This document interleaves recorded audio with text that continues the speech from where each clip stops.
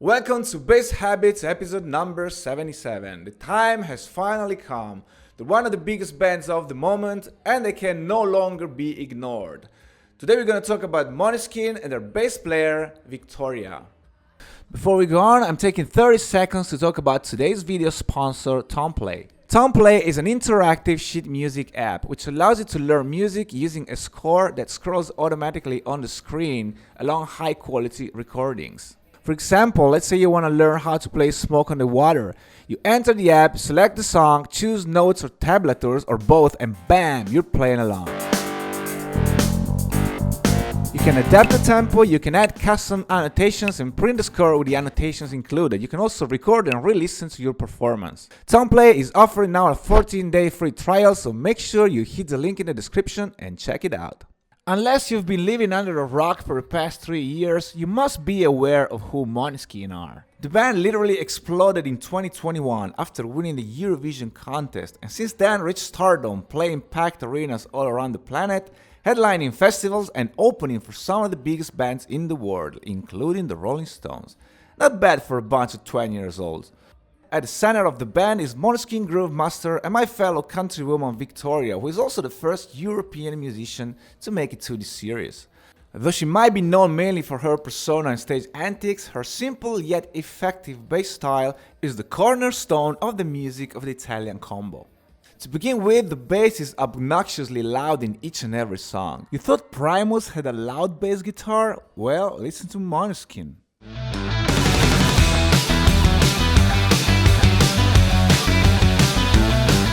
The bass is right there in your face, setting the pace and carrying the groove. Just listen to how many of their songs start with the bass.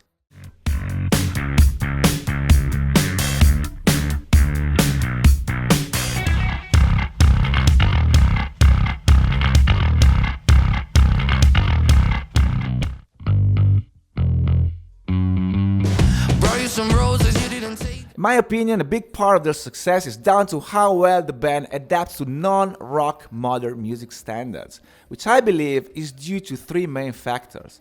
First, one of their trademark features are grooves built upon the combination of the kick drum playing on each beat and a simple bass line on top, which is the building block of dance music.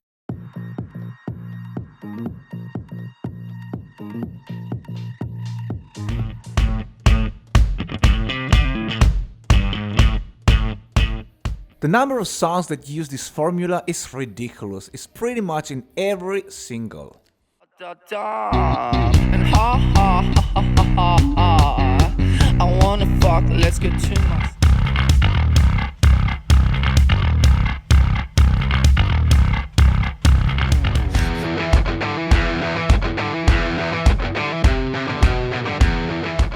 You might not think much of it, but it makes the band instantly recognizable and helps the whole thing sound fresh and contemporary.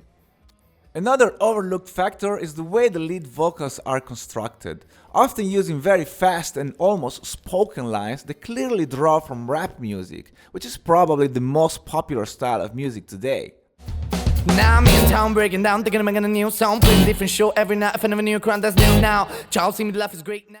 On top, guitar player Thomas uses mainly Fender guitars and much of his riffing is built on the higher part of the neck, leaving a lot of space for the bass and bringing in a little funky edge to their music.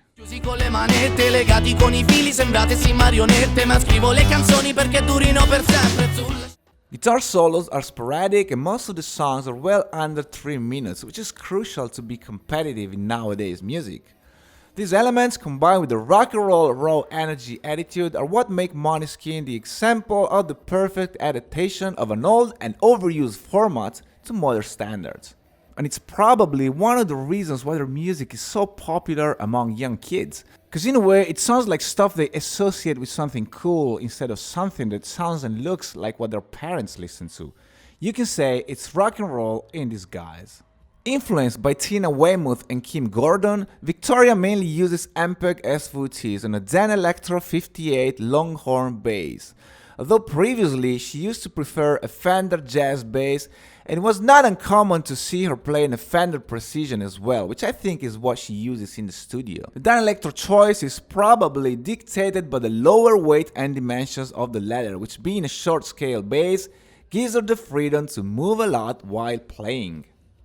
Regarding composition, once again, simplicity is key. The songwriting is very tidy. Each song section has its bass part, which pretty much repeats identically. So there are not really licks or connecting parts. But there's a couple of things we need to point out. First of all, bass and guitar rely mostly on very simple minor pentatonic riffs, played in unison, a formula made popular by bands like Led Zeppelin and Rage Against the Machine.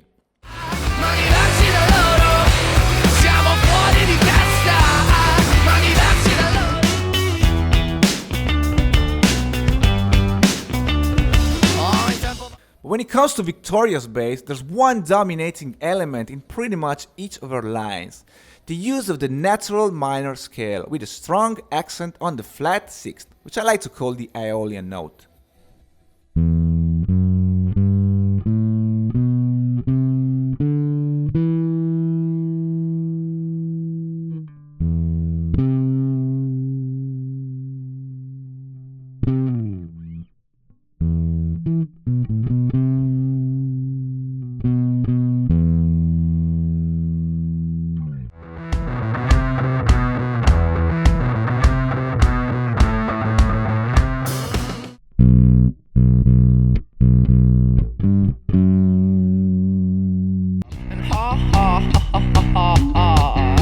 I wanna fuck, let's get to my spot.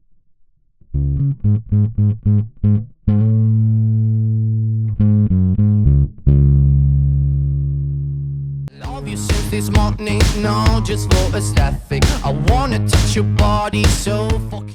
Most of Maneskin's music is based on melodies built on the minor scale, which brings an unmistakable melancholic and slightly dark flavor to their output.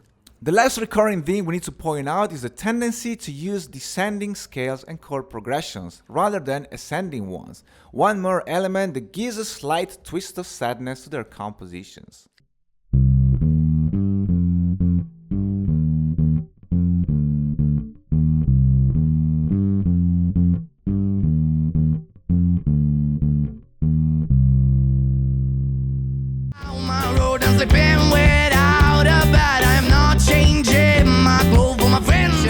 Now, hey, hey, hey, follow me now, so hey.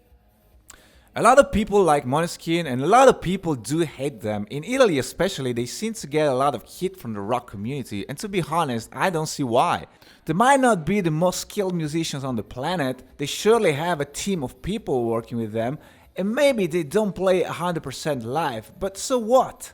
Whatever the reason, they did make an impact, and they did bring rock and roll back in the charts, something that thousands of bands has failed to accomplish over the past 2 decades. Not only they brought rock music sang in Italian in the charts, something that I would never thought would be possible, not in a million years. So if you're in a band, there's no more excuses. Will Maneskin's music stand the test of time? It's too early to tell. You might say they didn't invent anything, but in fact they did. By combining different musical styles in a specific way, they crafted a recognizable sound that can bring together old and new generations of rock aficionados. They dared and changed the formula, and it worked. So I can be nothing but proud about seeing a rock band from Italy getting to the top of the charts, and I really hope they can continue their career. Thank you very much for watching, don't forget to subscribe, leave a comment and follow me on Instagram for more.